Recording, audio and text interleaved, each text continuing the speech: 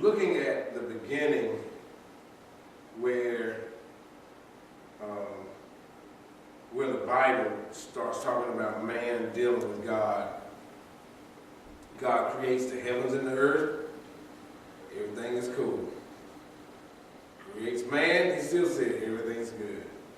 But he gives man free will, the will to think, on his own.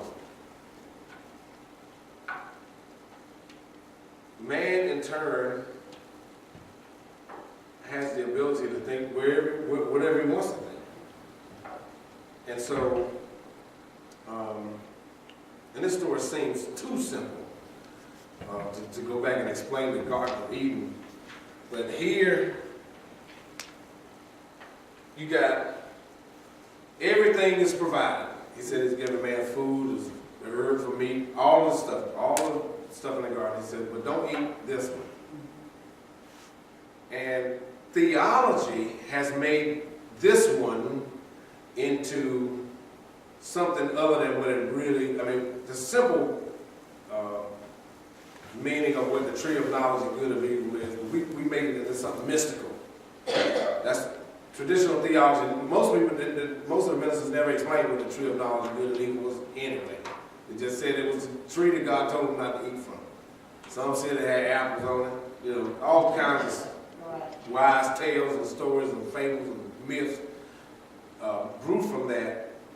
So here's the tree, or this thing that God says don't touch it. Mm-hmm.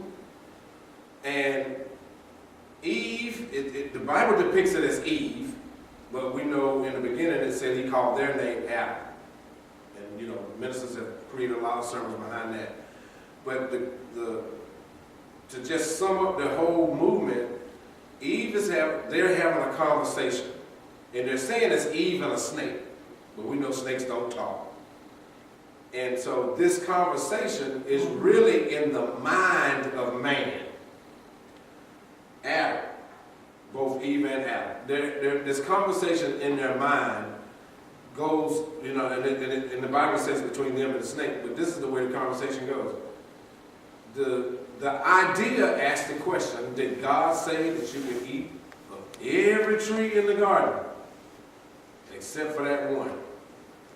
Eve, their conscious mind, I wish I should have brought the board out, says, yes, God said we can eat of everything in the garden except for that one.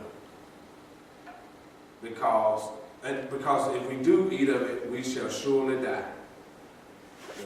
The conversation that comes back from their created ideas says, you shall not surely die, for God knows the day that you eat that one, that you will be just like him. Well, we all know there was nothing that they needed to do to be like God, because they had already been created in his image and in his likeness.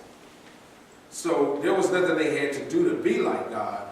But because the idea came in their mind that said, there must be something that we need to do to be like him, then that created a whole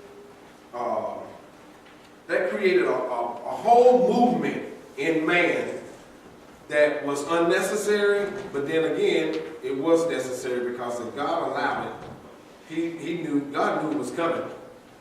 So apparently it was necessary for man to make that move.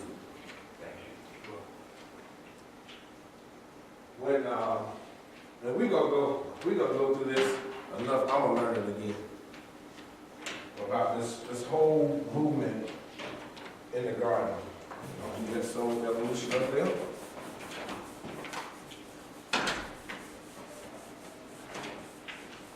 Because it's too simple now. I thought about how religion has evolved. What we believe, what we were taught growing up, and where we're going. Because it was believed one time, we had to bring in animals, put all that stuff up there. And as I've had a conversation